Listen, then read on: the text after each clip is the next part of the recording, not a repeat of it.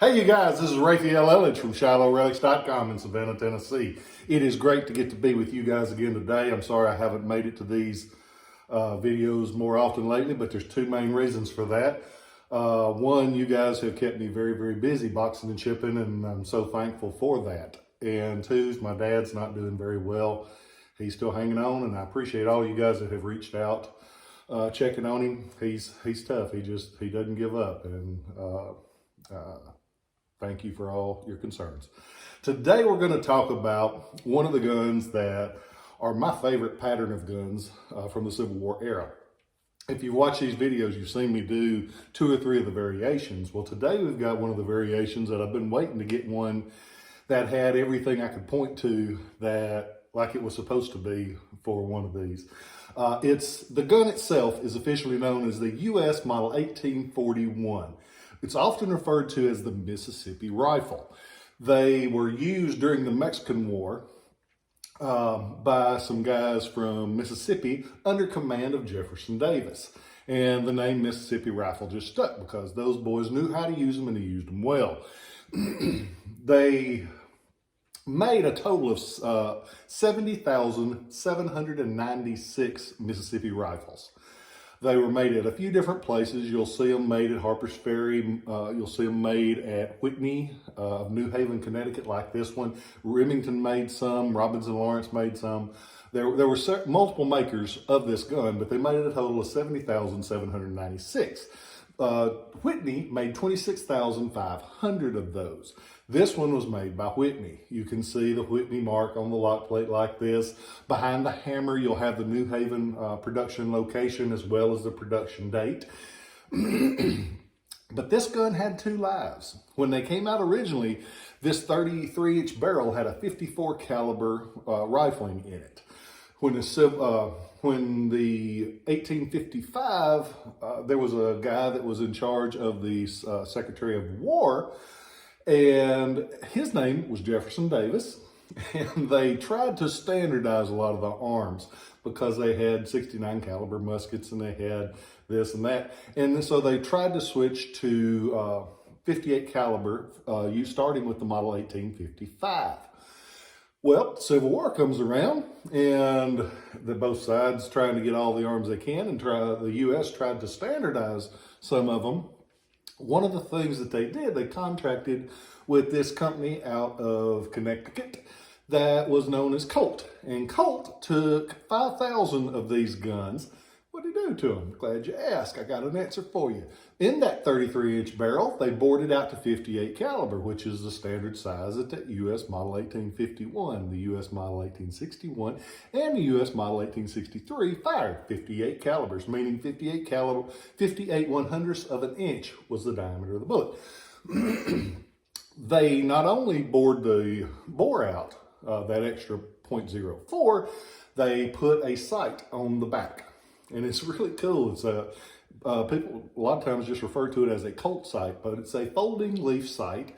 And you can imagine those get knocked off fairly easily. This one has the original one. You can still see the yard markage on the sides of it. That barrel made of steel. You can see the steel mark still on this one. So they changed the rear sight from a stud to a folding leaf. They rifled it, made it a bigger caliber.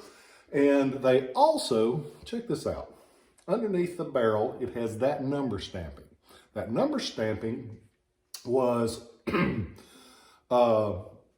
designed it to be used with a saber bayonet, but there's no lug on the end of the barrel. So they got the bright idea, let's make a lug that will slide onto the end of the barrel, and we'll match it. We'll hand match it to a saber bayonet. So that number that you see on the end of the barrel like this would have corresponded with the stamping on the side of the saber bayonet, because they don't always interchange. If you've ever tried to find one that interchanges on these, it is not easy. And can you imagine being in the field with folks shooting at you and trying to replace your bayonet that you had lost? That could be why they only did 5,000 of these, because that Model 1861 used an interchangeable socket bayonet. Also, while we're down at the end of that gun, when the US 41s left the factory to start with, they had a brass-tipped ramrod. This one has an iron tip. Why would that be? It's because in 1855, they realized that's a waste of brass. So they switch it over to a standard ramrod. So 1855 and later, this gun would have had that replaced when they did the conversion. Colt stuck an iron tipped one in there, a lot cheaper. And as for some of the marks that you see on this gun, on the middle of the back of the stock back here, on my side of it, it's this little stamp. What is that?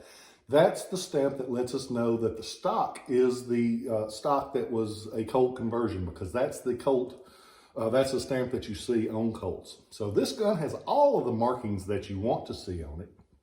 It's got the walnut wood, and you can tell it, this one would have had a story. If this one could have talked, it would have told us something, because it's got enough wear that you can see it was used, but they took care of it, which is just the way I like them. But as of the time of this video, you can go on there, you can check it out. It's on there and for sale.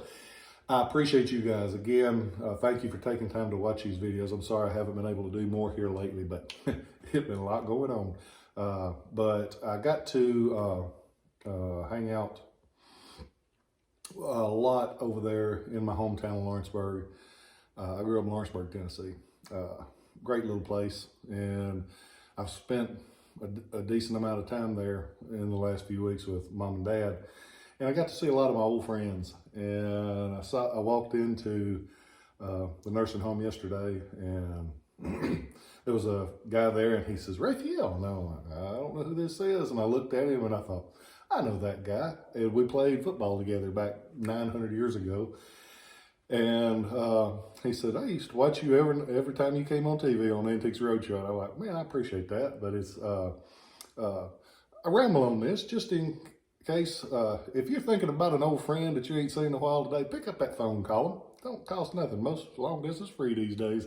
But give them a call, because it's been good seeing, it's been horrible being there, but it's been good seeing a lot of those old friends that I haven't seen in a while. So take that second. Give them a call, say hi. It's an easy thing to do. You'll be glad you did.